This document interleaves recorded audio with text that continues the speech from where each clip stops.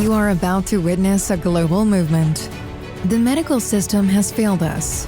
Pharmaceuticals are designed to make us sick, weak, dependent. Not anymore. This is the Medicine Girl podcast with renowned healing expert and registered nurse Robin Stebbins. Every week, we shine the light on new ways to heal your body from the root, ignite your inner healer, and tap into your divine wisdom. Begin to live harmoniously with your mind, body, and spirit. You are stronger than you think, braver than you realize. Now is the time to wake up and start living healthier, wealthier, and laugh out loud happier. And here we go. Hello and welcome to the Medicine Girl podcast. It's me, Robin Stebbins, and I am so excited to have Amber Antonelli join me from Awaken Your Soul Retreats in amazing Costa Rica. I saw the videos and your website. That looks incredible. Your 91 acre property. Yeah, it's really fantastic. And when you can hear me okay? Yeah, I can hear you fine. It's a little glitchy. There's a little bit of a delay. I also have a delightful house guest who is participating in one of the retreats who may be walking behind me in a towel at some point in the near future. That's all right. Anything goes on this podcast. So I'm not going to try to pretend that we don't. Yeah, we have a really beautiful property here. We were so blessed to find a space that was built by a Spanish family, 91 acres of desolate cow pasture. And over the last 20 years, they built it into this incredible tropical jungle oasis. There's 5 separate homes on the property that are all built out of, you can see the stone behind me. Yeah, I saw that. And rock by rock by rock with so much love and just attention to detail. It's really, it takes the experience to a whole nother level because they were so committed and mindful to creating this. It wasn't just built by a builder, for the sake of opening a retreat center. And it was really actually truly just for the family. And the father just channeled his energy into building. He couldn't stop himself. So he just kept building and building and building. And we have a pool, a natural pool that's fed from the size. It's an acre. The pool itself is a square acre. Yeah. It's crazy with an island in the middle of it. Like, it's really just, it's Babylon. I don't we rub our eyes every day going like, how did this happen? So we feel really. And that's what I remember when I did the journey with you guys. Yeah. And you were talking about trying to find a property in Costa Rica, and it seemed like, that energy was building. Yeah. Pregnant with everything. And then here you guys are. It's manifested. What was that? That was a little over a year ago. Yeah. Was it? It seems like a lifetime ago, but yeah. Right. Yeah. So much happens in such a short period of time after you start doing work with this medicine, right? And that's what I want to really delve into, because I had done a few journeys here and there. I think I started sort of the quest maybe 3.5, 4 years ago to fix myself. Right. That was my attachment. And I was just hell bent on it. Just give me the work to do. I'll do it. And then I'll be fine. I can coast. Yeah. Right. And what the layers and layers kind of brought me to is that I'm not broken. Right. And to release all the attachment. And when I released the attachment, I found the reason I was doing all this, and I said it at your ceremony, was I just want to deeply know myself. And that was it. And that was one of the most pivotal experiences of my life, was that weekend I spent with you guys, because the medicine, to me, and I'll let you, speak more about the medicine, because I don't know as clearly as much as you, but I also was shocked to know that you guys have only been doing this for about 5 years. And again, that speaks to the power of this medicine, I believe, is that it really quickens the process of what you're desiring, and it removes the blocks, and it removes sort of the what I would see as the conditioning or the domestication of us as humans, and the constant feed of we're not enough, we're not worthy, so seek external, external, external, external.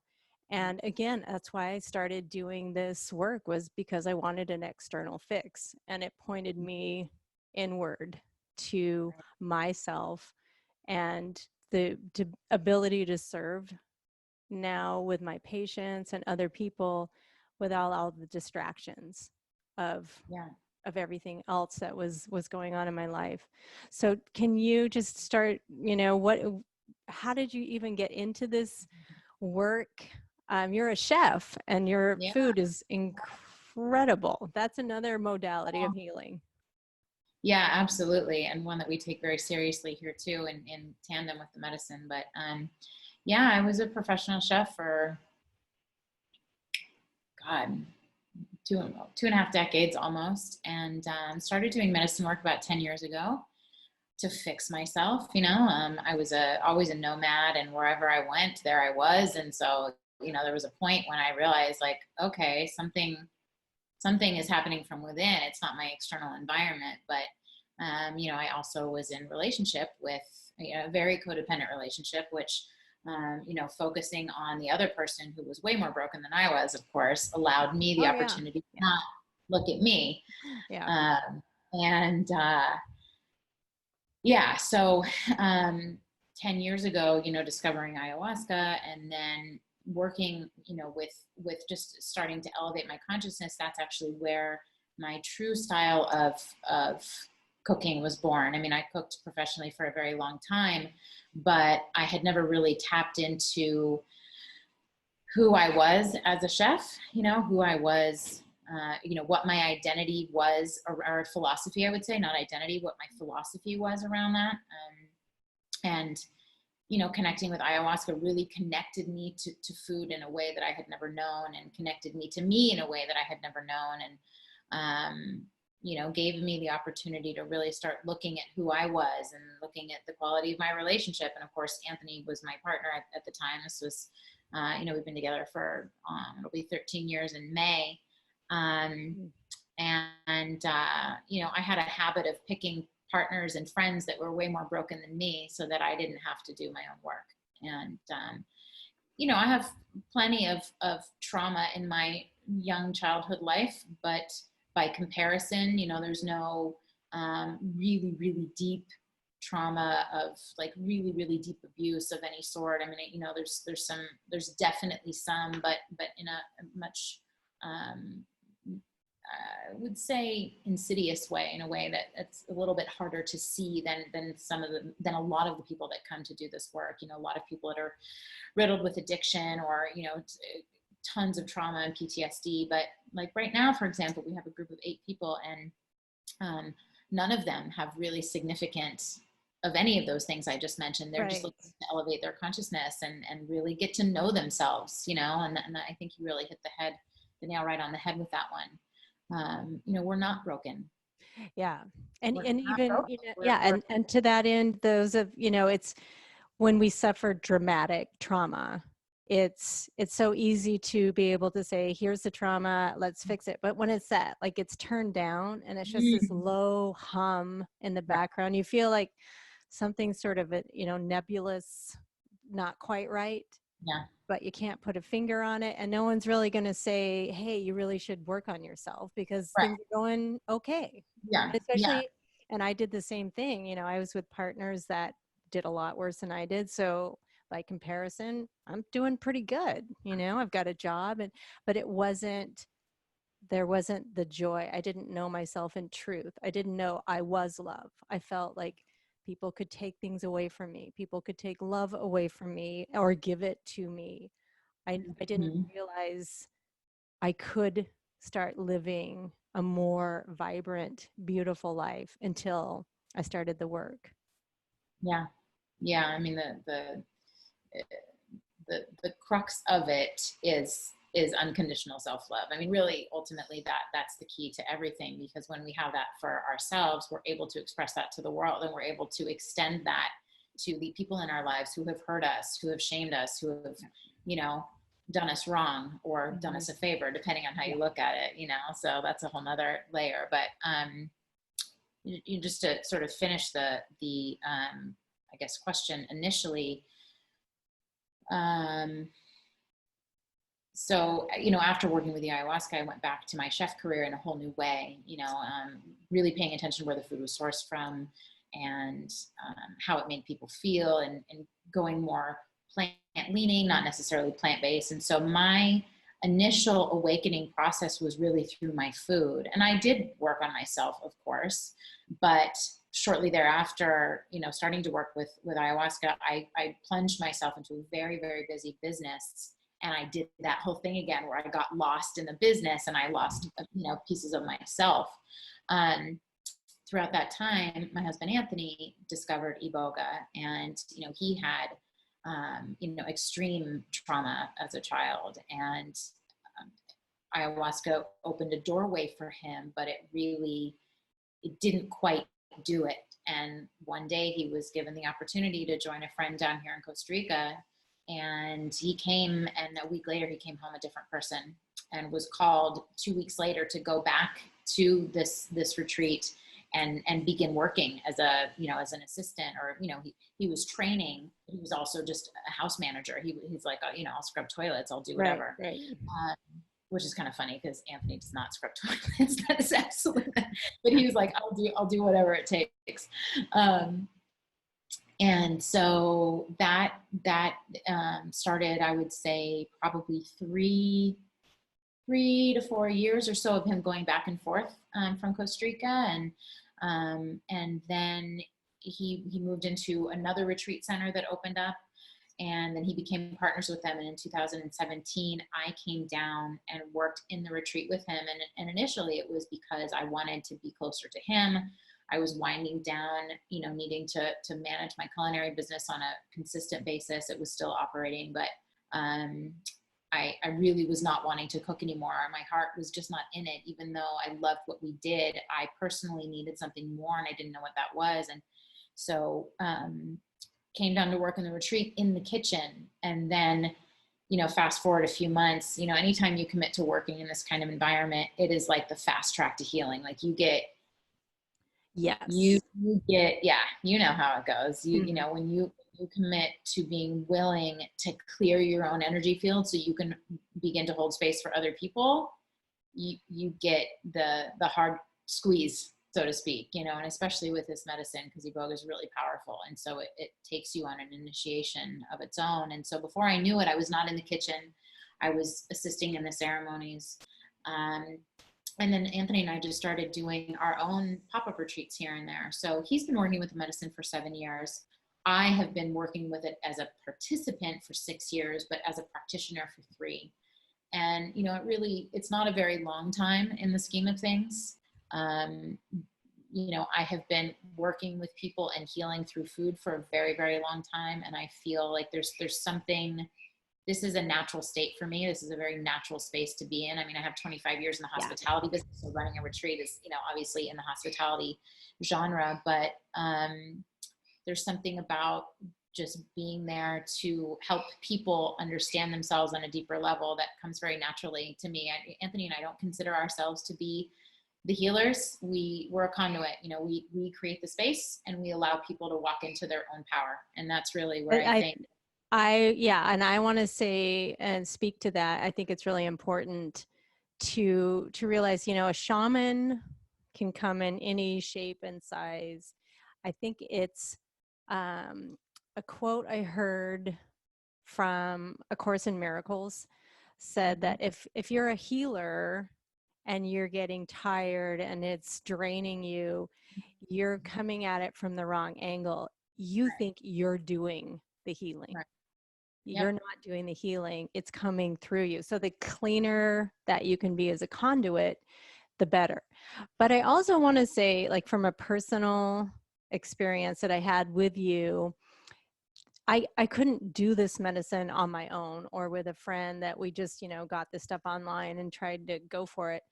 It made such a huge difference that you were an open conduit. You were not, I never felt judged at all. I felt I could bring up anything that I was really curious about in my life to uncover my shadow, to uncover where I'm showing up poorly.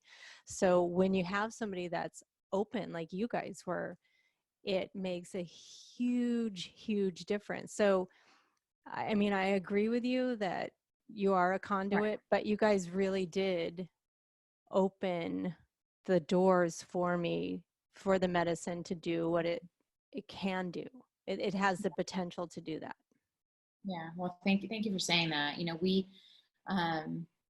We take what we do very seriously. But to your point about being drained, I'm an empath, and I had to learn over the course of time, and Iboga really helped me with this, to lock down my own energy field. And I don't feel responsible for healing the people that come here. Right. And so in that sense, I'm not drained, but in that sense, we're also empowering them to heal themselves, because if it was our responsibility, the minute they walk out the door, guess what? That ability to continue the journey is disconnected. So, we take what we do very seriously here, and we, there's a lot of people serving medicine these days, and a lot of people doing beautiful, beautiful work. But we here, Anthony and I, and our other staff members at Awaken Your Soul, are very, very committed to helping people through the integrative process here. We don't just give them the medicine and let them sort it out. Not that it's our responsibility to figure it out for them, because we are truly our own teachers, and everybody has their intrinsic wisdom within them. So the answers to all of our life's questions are within us. It's not our job as facilitators to give someone the answer, but we hold space. We nurture, we hold, we love, and then we also probe with questions and, a little bit of, well, what could this mean? Holding up a little bit of a mirror, like whatever we need to do, but we're not forcing people to do something that they're not ready to do. So I've worked with, some other space holders who, get in, if they see something about a person, a truth, or what they deem to be the truth, they push it in their face. And that's not how we work here. It's, we want people to meet themselves where they're at every moment, like not push themselves in a space where they're not ready to go to. So we've had some really amazing results with people. We treated 100 people last year in our first year of being in this specific location. And, we expect to do more than that this year. And, we get so many wonderful follow-ups from people on how much it changed their lives. I mean, look at you did one experience, one journey, and it doesn't fix your life, right? That's not the point. No. And when I lost the attachment to fixing myself, I stopped staring at the ceiling of possibilities, and now I'm looking at the sky. And the universe will always bring me something better than I could have possibly imagined.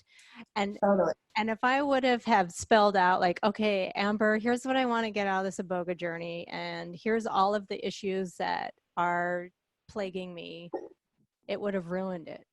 And when I released the attachment, and the journey I did with you guys was the first time I have ever released attachment. That was the first time. Since then, it's been allow, release. But in releasing that attachment, the medicine got to show me the field that I could then decide to work on. And again, like what you said, you guys didn't force me to do anything. It was an allowing to be so gentle that then it's because it's difficult work to look at yourself in ways where you're showing up poorly. Yep. It's hard. It's very easy to look and focus about, here's what so-and-so did to me. For sure. Poor me. Okay. But then to say, oh, here's what I did to someone, that's hard work. Yeah. But that's that's the way to freedom, I believe, is to take responsibility for all of it and then release it. Then it can be released to Mother Earth and the plants, the medicine, whatever else. It takes it away from you so that now I am clear to do what it is that I decide I want to do, if that makes sense. Yeah, no, for sure. And also, you know, all of our relationships and challenges are really a setup for us to learn the lessons that we need to learn. So, you know, through doing this type of work, and it doesn't only come from Iboga. Of course, there's so many ways to open the mind and awaken the soul, that, you know, we realize that it's all happening for us. So we're not the victims, we're the recipients, you know, and I've played the victim card a lot in my life, you know, as a codependent and as someone who chooses relationships where, you know, the other person is way more messed up than I am. So typically, you know, well, you did this, you know, that's been that way. It was that way a lot. And Anthony's my relationship, a little light just went off here. And, you know, it's something I still struggle with because it's a pattern that's like deeply, deeply ingrained since I was very small. And so I'm not going to, you know, there's no smoke and mirrors here. Like, we are still healing constantly, or healing. We are still elevating and evolving, fine tuning and tweaking. And, you know, Anthony and I don't put ourselves on a pedestal here at all. We are human, You know, and, but the one thing that we're very transparent about is that we're constantly doing the work ourselves. And, you know, you don't reach a point, you open a retreat, you start holding space, and then poof, magically, like, there's no more work to do. It's actually kind of the opposite. I mean, I would say the work becomes more, it becomes easier to move through, in a sense, because we have a deeper understanding of the bigger picture. But you're also like, you guys also help us point out where the work is. And I think that's why it's so much, it's almost like you're on a fast track for healing, because now you're not just wasting your time ruminating about, you know, talking about this and journaling about that. It's like, it clears away a lot of that fluff, so that it's like, here's the focused work to do. How long you take to do it is up to you, but here's where you can focus your energy to release the layers of almost like when you go to sleep, or you're hooked up to the matrix and you don't really realize you're functioning underneath it all. You're not you, in truth.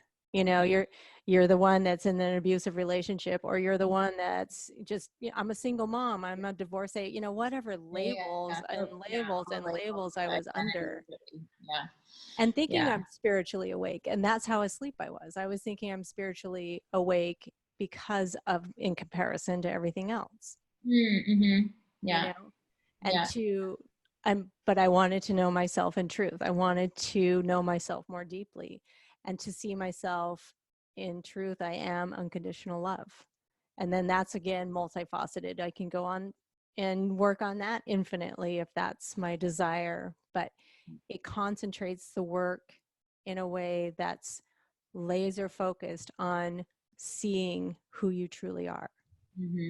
Well, and it also, you know, not only does the Iboga medicine illuminate these truths that you're speaking about, and you know, give us the opportunity to reframe our relationship with our childhood traumas, and love ourselves unconditionally, and look at our relationship with our parents, and be able to forgive them. And you know, sometimes all of this happens in one ceremony. Sometimes it takes a bit more time. I mean, I was not one of those people, like a one-hit wonder. Like, we've had some people who have one ceremony and, like, you know, they could go on that for 3 years. That certainly wasn't the case for me, but it also does work in just clearing away some of the subconscious programming without us even really having to work at it. So it works in both. On one hand, you really have to work at it. You get home and you integrate, and it can be an ass kicker. But on the other hand, you'll notice, oh, I'm not reacting the same way to this person that I used to. How about that? You know, like, it's not all drudgery, and it's not all just a magic pill. So it's a little bit of a balance, but it does absolutely clear things just sort of organic, very easily. And then there's other things that like I've been working on my relationship with my mother for the better part of probably 25 years, and it's still going, but it's a lot better than it has been. And I'm still working at it, and I don't need to be anywhere other than where I am with it, because I'm okay with where I'm at with it. Yes, I have an idea of where I want it to be, but I'm not berating myself now for it not being better. I'm not judging myself because it should be somewhere that it's not. And I think that's really part of the key to this work is allowing ourselves to be where we are in the moment with whatever it is. Yeah, I love that. I love that because it seems like drudgery when you are attached to an outcome. And I have a similar experience. Like I've been working on, it feels like, issues with my dad, and he died in 1999, and we're still working on this stuff together. But it was because I was attached to getting there. Right. We're now healed. I've forgiven, and all those kind of pseudo journey words that didn't really land with me. It wasn't until I just realized that this is just part of who I am as a being, and I'm never going to fix anything. It's just understanding and shifting, like you said, shifting my perspective of what it looks like, so that I'm not underneath it. I'm walking alongside. So all these different facets of who I am, and my relationship with my dad, and past toxic relationships, it's part of, like, we're this football team or something, and we're all trying to work together instead of fighting each other and trying to kick this guy off the team and telling that guy he's you're benched. It's like, let's just all work together as a team. It's a lot nicer experience. Absolutely. I mean, our truths, our life experience, are these relationships, these pains, these traumas, whatever, they're still there. They're still a part of us. It's just that we reframe our relationship with them instead of being buried underneath them. We walk alongside them, and in some cases they become our allies, like in a lot of cases. I mean, for sure, I would say that the people that we have worked with, and the people, that we are, and that we, come to work here with us, if we didn't have the depth of adversity that we've had, we wouldn't have nearly the amount of power to impact change in ourselves and impact change in the world. So really, our suffering becomes our greatest strength. And that's really, I think, it's a big awakening. That's a big part of the awakening piece is when we get to a point where we understand that our struggles are really our highest gifts. Right. And that can be a hard pill to swallow for some people, depending on the extent of trauma, but it is absolutely true freedom when you, especially, when you can team up with your ego, and you can team up with the inner child that's angry, and you can team up with the shadow side too. Like that's pretty big work, but it feels so much freer. So to that question, who is Iboga for? Mm-hmm. Well, okay. So, from a logistical and like health and safety perspective, Iboga is for someone who has a healthy heart, a healthy liver, a healthy mental capacity. I mean, of course, we all have ups and downs, but someone who is mentally ill, schizophrenic, et cetera, Iboga is absolutely not for. It's a really powerful medicine, and it can be hard enough to navigate with a sound body and mind, right? Conversely, Iboga is for someone who is ready and willing to change, and they, even in the moment, if they're having trouble navigating the experience, because it's not an easy experience, but, we say to people, it's, one ceremony is so much easier than 10 years of therapy. It's just sometimes it condenses our, difficulties in our lives, our traumas, our sadness, our, behavioral patterns. It condenses them. So we have to experience all of it simultaneously, or in a very extreme fashion for, 24 hours or 4 hours in the middle of the ceremony. And too, though, Amber, with the therapy, what I And not to knock therapy. I know it's been hugely beneficial for some people. It was not for me. It just seemed like I was ruminating or talking about the same thing, and it just got bigger and bigger. So instead of like concentrating 10 years of therapy into a weekend, it's almost like you're taking the superfluous work out of therapy, and the medicine gets to show you the pinpoint examples of where you can work to actualize your goals, instead of what I'm thinking in my head. Let's talk about my dad. Here's what happened here. And that got me nowhere. Right, exactly. Well, you know, the thing is that, you know, our subconscious mind is 95% of the operating system. The conscious mind is the 5%, and that's where things happens with the conscious mind. So the reason that plant medicine, and specifically iboga, but plant medicine in general, or breath work, or really good quality meditation works, is because it gets into the subconscious mind where all of the programs are stored. Yes.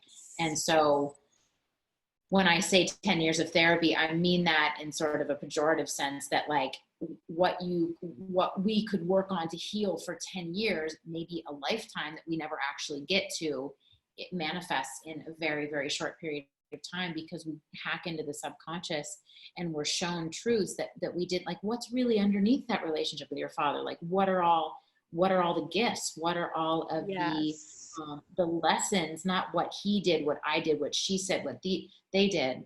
And so, I love that. I love that. Yeah. It's a way to reframe it, instead of just, again, talking with that 5% of the conscious mind, and because we're well aware of that. We're ruminating it. It's going through our heads multiple times a day. 40 years, right? 40 years even over the same story. Right.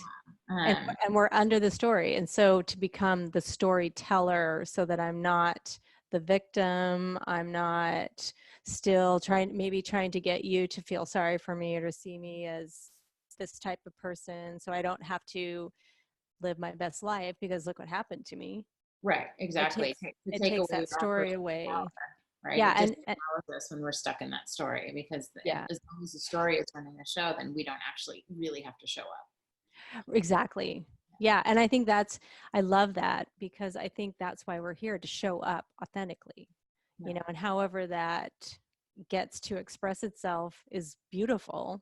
And if it's shadow, I used to be so obsessed with taking people who gravitated towards the shadow and try and drag them into the light, like as an empath and as a, somebody that is in the healing profession. I want to heal everybody. That was my toxicity. That was where one of many places I showed up poorly. But when we get to release the idea that I'm doing the healing, that I have to show you the way, then we again are open to whatever healing is there for us in that moment. And I think people need to come to whatever level they're ready to be at on their own. You can't push somebody to be at a level other than where they are. Oh, we have a baby. Hi, baby. To be at a level other than where they are. And I think by allowing someone to walk into it as they need, the process is that much deeper for someone, because they need to do the work and put in the time, and they handle what they can handle at their own pace. I actually worked with a woman once who said, like, you should be doing this. Get on with it already. And I started working with her because I was like, but I'm not doing it because I'm not ready to do it. And now I'm feeling stressed out because you're telling me that it's time for me to be doing it. Yeah. But I love that that's how you guys approach it. So if somebody and even for me, I went in with absolutely the wrong intentions from what I can see 2020, but that was the right intention, because that's as good as I had at that moment. Like, this is as good as it's getting in this moment. I want to fix myself, fix me, Amber, fix me, Anthony. But yet I still was able to bring myself to a certain level of truth, be even with a wrong intention. So if somebody even comes in, The and I wrong know intention, just, I mean, it's it was the wrong, but yet the right intention. And if somebody's interested in a boga and they're doing the retreats with you guys, what are some things, other than obviously you have to be in a healthy state and open to yeah. have an open mind. Yeah, so we have people that have worked extensively with different plant medicines, that have done all sorts of healing work. We have people that have never done anything. Like right now, one of the guests we have has never done a plant medicine. He's a military vet. He, he's in his like late 30s. He's never really done he's done a little bit of therapy, but never really done a whole lot of spiritual exploring. I mean, he's really just starting from ground zero. What he has on his side is that he's willing to do anything to impact change in his life. And then we have another guy who is an experienced psychonaut, and he's grown his own medicine plants, but he's never worked with iboga before. So it really, we have 70-year-old people, we have 21-year-old people. Like there's no right or wrong profile outside of having a healthy body and a healthy mind. It's not for everybody doing this type of work. I mean, but I'll just say this. If it's calling you, whoever's listening to this, if this sounds remotely interesting to you, it's probably for you, because this medicine calls you. It does. Calls you.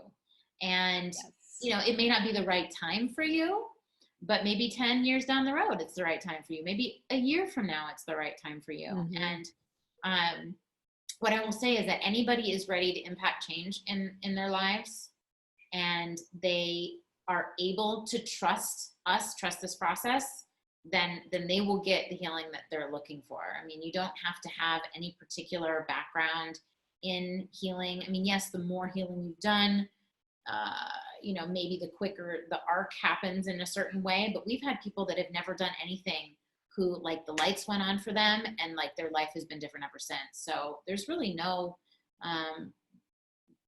profile that doesn't work for this medicine as far as, the walk of life or your experience with the medicine. What we don't take people that are in active substance addiction. And we don't take people that have heart, liver, or mental problems. But not, it's open.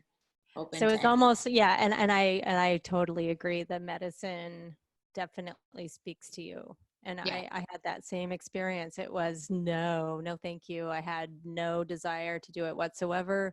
And then all of a sudden, it was like, I need to do it today. How can we make that happen? And so, and I'll have all the links to your website and Awaken Your Soul in the, there's the baby. Hi, everybody. Hi. I'm an iboga baby. Hi, beautiful. Oh, wow. How happy. She is really the happiest baby in the whole world. Hi. Yeah. So I'll put the links where people can find you, and one of your biggest takeaways from this type of work. Self-love and compassion. Yeah, for sure. Beautiful. It's really, it's taught me to forgive myself for everything. That's a beautiful place to be in. Yeah, we get so many people that come here that just don't have they don't even like themselves, let alone love themselves. And I think it's an epidemic for us, whether it's in our country, in the US or in the world. I mean, we get people from all over the world, a lot of people from the US, Australia, Europe. But I would say it's probably an epidemic all over the world, that we just, there's something that got lost in translation when we started to evolve as a species. Aunt, can you hear me the pillow, please? Started to evolve as a species, that left out the self-love component. It just is not, it's not something that we hold in a high regard from, achievement is a really important thing, right? eating every day is a really important thing. You know, having clothes is a really important thing, but somehow self-love, sorry, boobies, self-love is not, come on. Well, it's like the self-love, the people that I work with, they're embarrassed. They're like, oh, so I'm gonna stand in front of a mirror and say I love you? That's stupid. And it's like, I kind of break it down to, for those that are really, foreign to self-love, it's just ask, what's the kindest thing I can do for myself in this moment? Yep.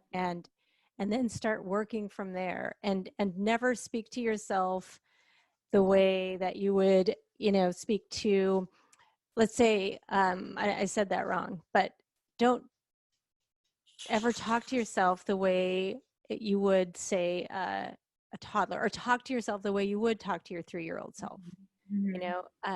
You wouldn't tell a toddler, oh my God, that was so stupid, or that was the biggest failure of all time. You're I want to lift them up and support them and love them and support and love them. Yeah. And like, yeah, I did the best I could in that moment. It was the wrong choice, but that was as good as I had. It was the best choice ever, because that was a lesson I really needed to learn. Better. We spend 24 hours a day, 7 days a week, 365 days a year for however many years we live on this planet with ourselves. Yeah. We don't have a positive relationship with ourselves. I mean, we would not spend that much time with a friend, or that treated us the way that we treat ourselves most of the time. That internal dialogue that we have with ourselves, we wouldn't stand for having a friendship that talked, having a friend in our lives that talked to us the way that we speak to ourselves. So having a relationship with ourselves that's healthy and vital and nurturing is paramount. It's paramount too. And if you want a healthy relationship with somebody else, because you're not going to be with someone that treats you worse than you treat yourself. Exactly. So if your partner, people are, because they're so used to treating themselves. That's what I mean. Yeah. You treat yourself so awful and say such horrible, mean things to yourself. So when your partner does it, it doesn't seem so out of context. Normal. Yeah. And so I would say, self-love, forgiveness, acceptance for sure has helped me extend infinite compassion to people in the world. And really trusting the process of this life, trusting that when something happens that seems, really challenging, painful, or unfortunate, that it's actually for me, it's for my highest good. And that, I think you said it earlier, like you couldn't plan how this life unfolds from a conscious place. You can't,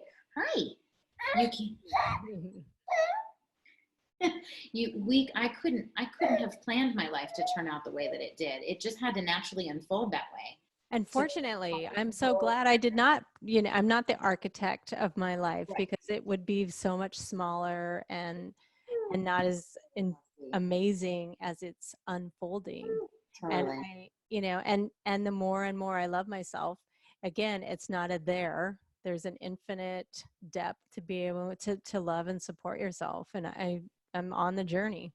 Yep. Yeah. I mean, if Anthony and I, to have an example, if Anthony and I had planned to, if we had been the architect, as you say, of our retreat center, we never would have found this. Like, I couldn't even have dreamed up how amazing this place is.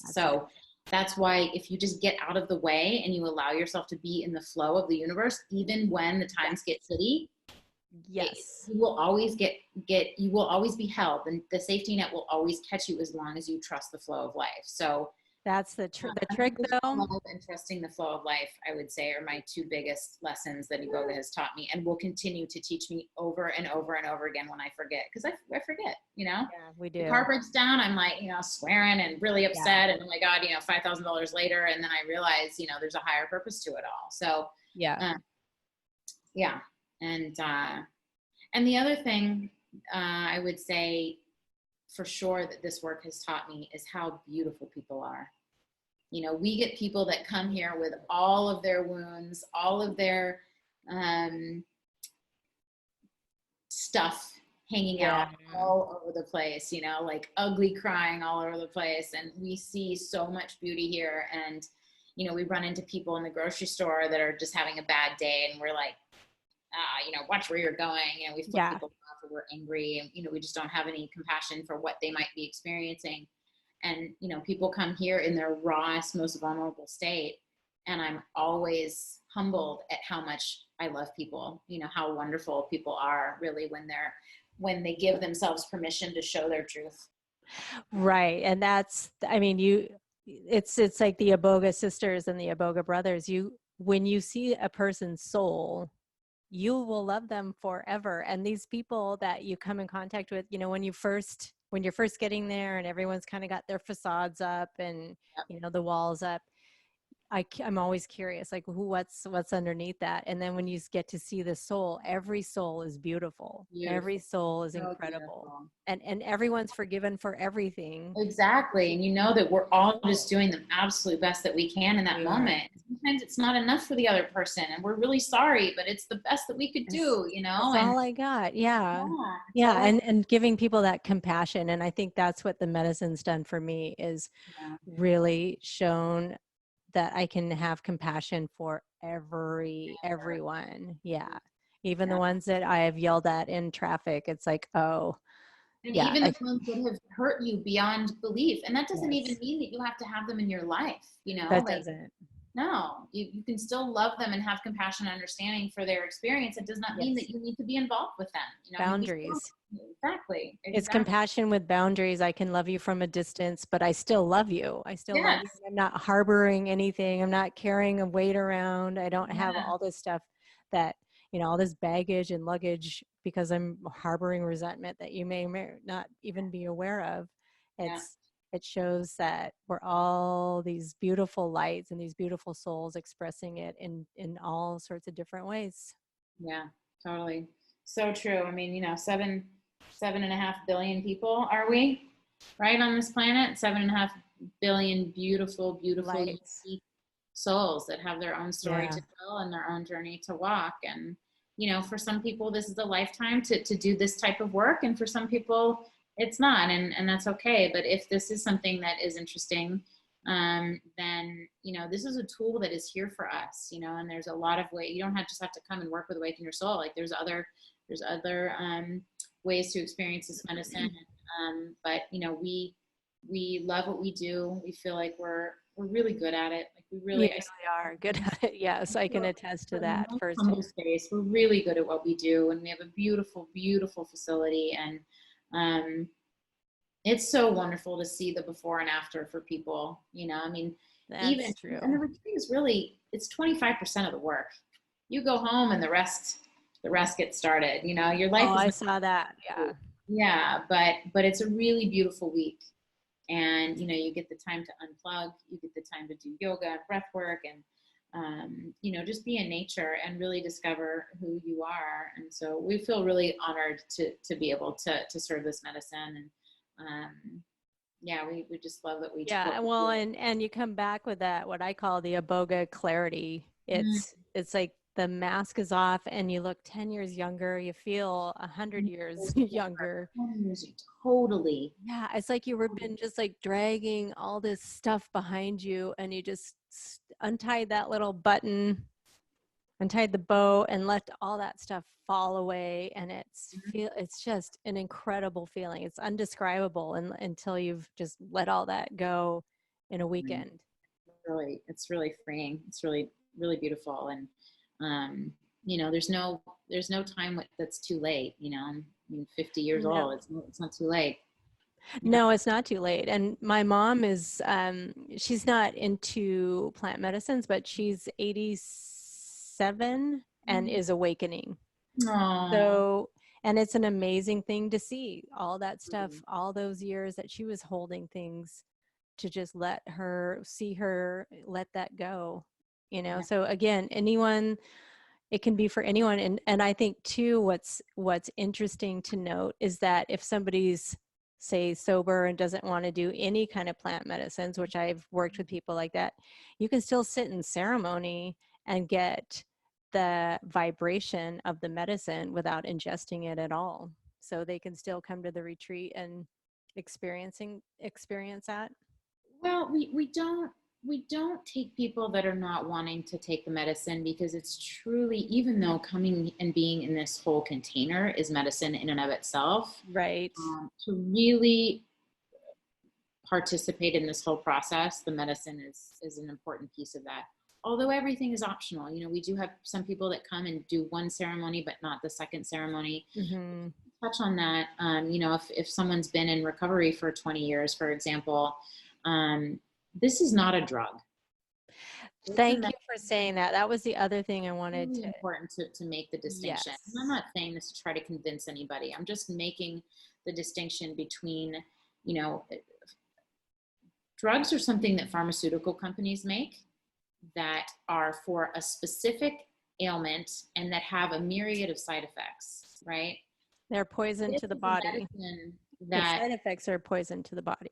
That's exactly. And you build a tolerance to it, and your body's building a tolerance. And the thing with Iboga is that your tolerance actually goes down. You need less and less of it to have really profound effects. Exactly. That's the difference between a medication and a medicine. A medication has toxic, harmful side effects to the body, and you continually need more and more to get the same results. And if you stop taking it, you go into some sort of a spiral, right? Yes. Whereas there's no way you can get addicted to it. It's a Schedule 1 in the US, right? And what a Schedule 1 means, I know, is that it has no medical benefits and that it is highly addictive. I implore someone to do one Iboga ceremony and tell me that they want to come back and do one the following day. There's nothing addictive. Or show me the one person on the planet that's addicted to Iboga. I can't imagine. I cannot imagine. It's hard work, and it's deep work, and it's sacred work, but there's absolutely no addictive qualities to, I would say, almost any plant medicines. Yeah, for sure. So, but I think to that end, not to get political, but I think the reason being is when you do plant medicines, you're no longer controllable. You start to see paradigms. You start to see how we're being controlled by big companies like Big Pharma and the corporations. And if you're not enough, you need to buy a lot of stuff. If I'm feeling a lot of unconditional self-love, your own personal power. Yeah, you know, if you there's no one above me. Power, you are more powerful than anyone can even quantify. And that's the thing, is that if we all connected completely to our own personal power, watch out Big Pharma, watch out government, watch out, you know, all of it. It will absolutely crumble, because there's the idea that now I'm enough, you're enough. I'm not going to convince you to buy anything. You're not going to convince me to buy anything. There's no other God above me now. I get to decide what goes in my mouth, and I get to decide what I put on my body and what feels good for me. And when I have a lot of self-love, I'm not that much of a consumer. Right. Yeah, exactly. And I'm not easily controlled either. And connecting to a realm where spirituality is infinite. You know, God is infinite. God, whatever you deem that to be, is infinite. It's like, it doesn't end. It doesn't end if you do something wrong, if you sin. Like God is there for us at any given moment. God is within us. It's all around us. It's he, it's she, it's the universe, it's the animals, it's everything. And so it's done from a place of love, not fear. So you've shifted your fear-based response to love. Yep. With everything. And and you can't go wrong with that. No, you certainly can't. Well, thank you so much, Miss Amber. You got all the love right here in this that's unconditional love right there. Yeah, and the Iboga teaches us to remember our innocence and the innocence in the world around us. Huh, babies? Yes. Mm-hmm. Just like that baby. Just like this baby. Pure, innocent, unconditional love. Yeah. And she won't have to forget. Nope, exactly. You're gonna have it your whole life. Yep. Whoa. So thank you. It's really such a pleasure to be able to talk about this subject. We're so passionate about it. And, you know, we really love what we do, and we really just love people. We love working with people from all walks of life. And I'm just constantly amazed at how beautiful humankind is. I know, but you get to see it now. You get Yeah. to see it because your mask is off, and now you are stemming from a place of love and not fear. Yeah. And that shows in the work you do. So I'm so grateful for the journey I got to do with you guys, and I'm so grateful for that you're on the planet at the same time I am. Oh, thank you. Well, we can't wait till you come back. I'm coming back. Yeah, I was looking at the dates. 2020 looks like a good year for me to come back. Or I might get a bunch of my friends, and if anyone wants to come do a private retreat with you I guys. would love that. Yeah, for Yeah. sure. For sure. When the time is right, you know, the Yeah. medicine will find you when it's. When I'm vibrating at a certain level and it calls me, it's like I have no choice. It just flows so beautifully, and it's just presented eloquently, gracefully. Yeah. You look wonderful, my dear. Really beautiful. So do you. You look absolutely gorgeous, and you're just glowing. Thank you. I'm so happy you got that baby. I know, she's rad. You're pretty rad. She's rad. It changes your life, doesn't it? Yeah. Oh, completely. Like in ways that you know, people tell you, but you can't even understand. You can't understand. It's like doing a boga. Until you do it, you have no idea. Yeah. What? And I will close with one statement, that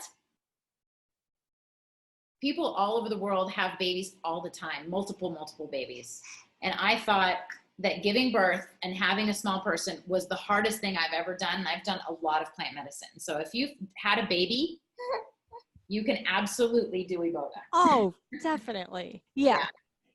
So you're birthing a universe. Oh my gosh. Have a baby. Yes. This is a whole universe coming through your human body. Yeah. You can handle one night. And that's what I remember. You said that night, you're like, look at all the traumas and all of the stuff that's happened in your life. You can handle 12 hours. Yeah. That kept going through my head that night, you know, when things would get a little rough or I had my head face down in the bucket. It was like, this is nothing compared to. It's really, it can be hard for sure. I'm not going to say it's not hard, because it can be hard, but it's really not that hard compared to living, you know, the next however many decades suffering with something that we actually can clear, that we can heal. And another thing I'll say is that if anybody has any questions, they want to connect with me directly or Anthony, you know, we're here. So, you know, see if it's right for you. It's not right for everybody. Not everybody's, you know, it's not the right time for everybody. But if you're interested in getting to know a little bit more, then, you know, we're willing. I'll call you. Yeah. And I'm going to have, I'll post it all over the place, but I'll have how to contact you guys, your beautiful website, and the pictures of when you guys are doing the interviews, or you and Anthony are doing a video and it's got the backdrop. It just, that jungle comes through the screen. Yeah. It's incredible. Yeah. So I'll have all the links, and if anyone wants to just take a screenshot of this and post it on their social media channels and tag you and I, then we can answer questions. More power to you. There you go. Awesome. Get this thing going. All right, darling. So much love. It was so great to see you. So much love right back. All right. Love to everyone out there. Ciao. All right. Love you. Bye. I love you. Bye.